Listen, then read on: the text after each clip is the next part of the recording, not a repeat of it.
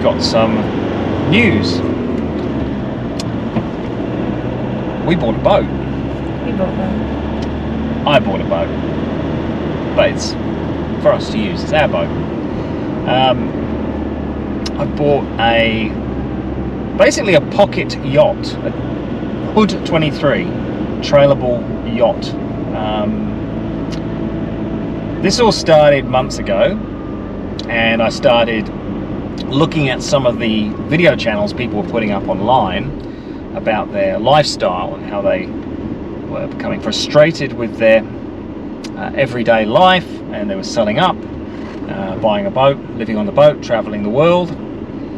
And I thought, oh, wouldn't that be great to do?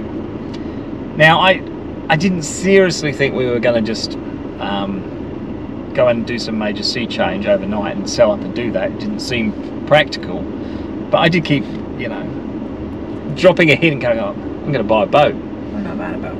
I'm going to buy a boat. And to which Esther would say, what's she say? We're not buying a boat. I'm getting a boat. Nope.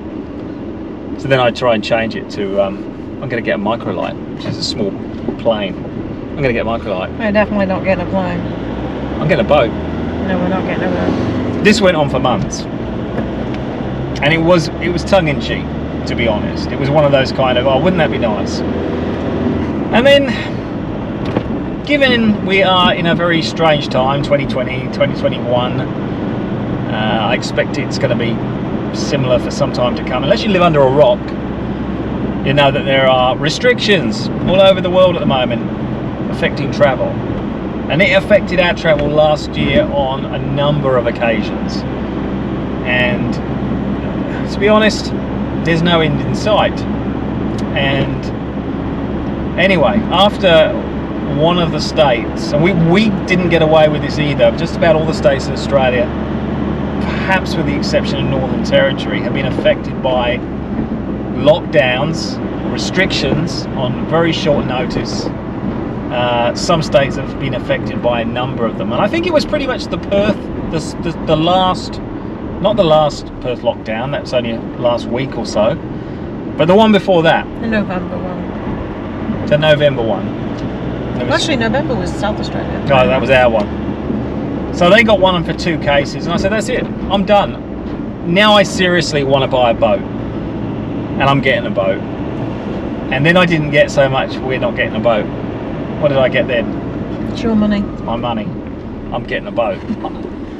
So then I actually started seriously looking at what did you have to do if you were going to get a boat, what kind of boat would be suitable. I'm not going to go through the whole process of the boats I researched, the boats I looked at.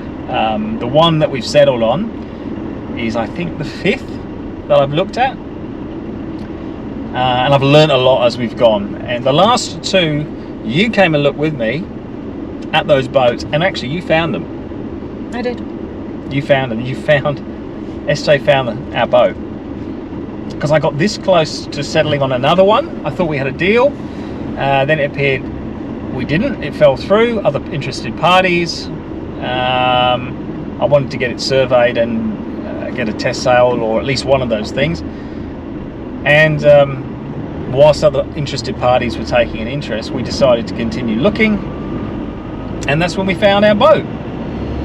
So, as I say, it's a 23-foot, technically it's called a trailer sailor, but we often hear other people refer to it as a trailable boat. It's not an easy thing to just put up in 5 minutes. It takes a little bit longer than that, but you can move it around. It has a retractable, some people say it's a center plate, but it is actually really a weighted keel of sorts. Most of the weight is in the bottom of the boat, but there is about 80 to 100 kilos in the center plate as well. That's retractable. It's got a shoal draft. It can get to shallow places. It can go on a trailer. It's versatile. So we went and looked at 2 boats on the day in question where we pretty much settled on it. The first one was an Austral 24, slightly bigger, slightly more traditional looking, and then we went and looked at the Hood 23. And what were your thoughts? Well, the first one, yeah, you're right, it looked more as people would expect. But it made me quite nervous because I'm not a sailor. I've had now 2 lessons. I looked at that boat and thought, I'm just going to come off. There's no railings, there's no nothing. I'm going to go overboard. As soon as I saw the hood, it just looked more user-friendly for someone like me. So already my nervousness was reducing. I just liked it, this little dinky thing. It's better than a dinghy, though. Yeah, we did do a lesson in a dinghy. I hadn't been in a boat since about 93. Felt familiar. Sarah had, I don't know, you may have done a lesson in the past that you can't remember. I'd had a let's go out on a boat experience kind of day, you know, these Groupon things. So you didn't actually do any sailing. You kind of did a bit of, this is what a boat is, this is what it is to sail. Oh, and go stand at the front and get wet. Experience. And I wasn't there with you, but I think I remember you saying it was a slightly bigger boat. Oh, it was definitely a bigger boat. This was on a dinghy. This was on a pacer, if you're familiar with sailing dinghies. Good boat to learn on. And we went out in it, and I really enjoyed it. But and he capsized us. We capsized within 20 minutes. We did a turn, we did a tack. I didn't warn it. It's my fault. SJ didn't change sides. Bang! I got no warning. In the drink we went. I felt it coming. So that's part of dinghy sailing. It happens, and it's actually part of the training. So we got to squeeze it in for day one it wasn't. But anyway, we now know we can capsize and get the boat back over. Anyway. Yeah, you don't want to do that with a trailer sailor. No. Or any kind of yacht. If you do it, you're in some serious trouble. Because they're weighted, most of the time they right themselves. But if you happen to breach the boat, get water on board, you could be in a bit of bother. So we have gone out and test sailed the boat with the current owner, who's really nice. He's a shipwright. He has kept the boat in really good condition, and that's part of the reason we got it. That it isn't. Well, we're getting it surveyed today. It's what we're on our way to do now. But it really did appear that the boat was in good condition. He was fantastic. He was patient. He was really, I learned a lot from him, more than I did being in the dinghy. He was very patient. He was very tolerant of this, a complete novice. Yeah, it was good. It was a lot more comfortable in the hood than it was in a dinghy. I think he genuinely has a lot of sort of affection for his own boat that he's selling. But well, we've actually bought it now, subject to the survey to 8 hours. I did like his recommendation though, because this one wants to start racing. I'm not interested, but he said if you do that, race on other people's boats separately. I'm not with him on that. I get it with some people play for sheep stations and they get a bit short with each other. I'm not actually like that when we're doing it. It'd be different if we were doing it we're doing it. I want to go racing on this boat with you just to improve our teamwork, really. And it doesn't matter where we finish. Maybe we do a bit better, maybe we do a bit worse. I don't really care. It's more a matter of getting better at sailing the boat. And I think you're getting more comfortable sailing around other people. So I actually think it's a good thing. And I do want to do it sooner rather than later, but we've got a few things to do first. We are going to go out on it again with the same gentleman. He's at the club we're joining, the one we're driving to now, because I don't know if you can see through the camera, but we've got a trailer behind us. It's the boat trailer.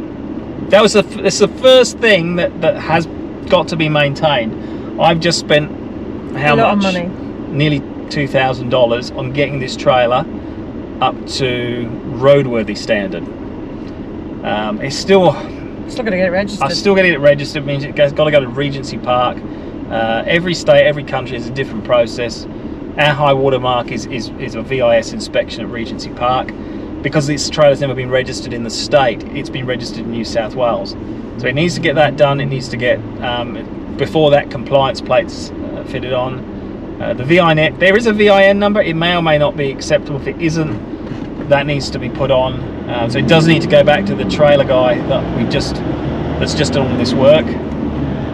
And then it needs to be passed an inspection, and it also needs to be registered and get plates. And then it's good to go. It doesn't really matter at the moment. It's got trade plates to get it where we're going, and then it's going to live at the sailing club, and the boat will live on it when it's out the water. At the moment, it's in the water. So for the next few months, it's not going to be used. In fact, it could be quite some period of time. We're not going to take it away for a while. We've got a lot of stuff to do locally. But then the idea is if the borders are open, take it interstate and sail it. Because the reality is we could get a bigger boat with a keel, you know, a full keeled boat. It might be more comfortable, but how are we going to get the time away from our day jobs to do a, you know, circumnavigation of Australia or something like that? If we want to go to Queensland from here, it's going to take a long time. It's going to take a number of weeks, and it'll be a very bumpy ride in places. Easier to take it across the country, get it in, go and do the sailing, come back. So it's a compromise. It's not the most amazing seagoing vessel. It wasn't designed to be a blue water boat, but it has actually been used. There has actually been a guy who sailed a boat just like this halfway around the world. So it is a fairly tough boat. So I'm really encouraged with what we can do with it. We've got the trailer up to set standard now. We're going to the club, and then we're going to get the boat surveyed by the Vice Commodore of the club, as I understand it. He's qualified to do that. So fingers crossed, passes that, and the boat is ours.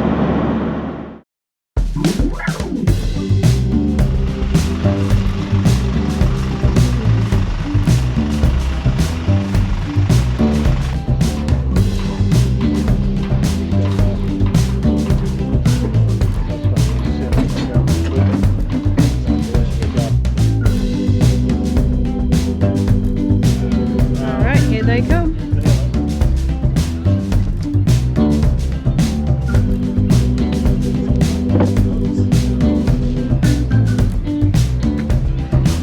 Maybe come down a little, Al. Come down a little more.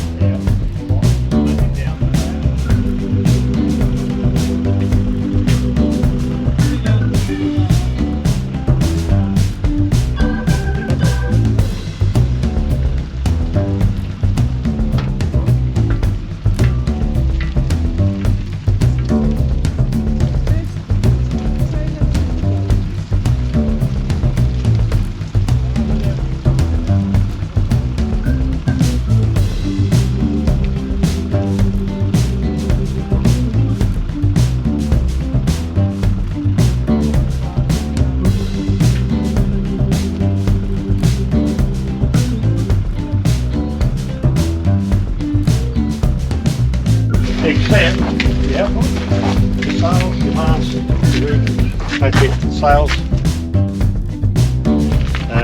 the boat itself.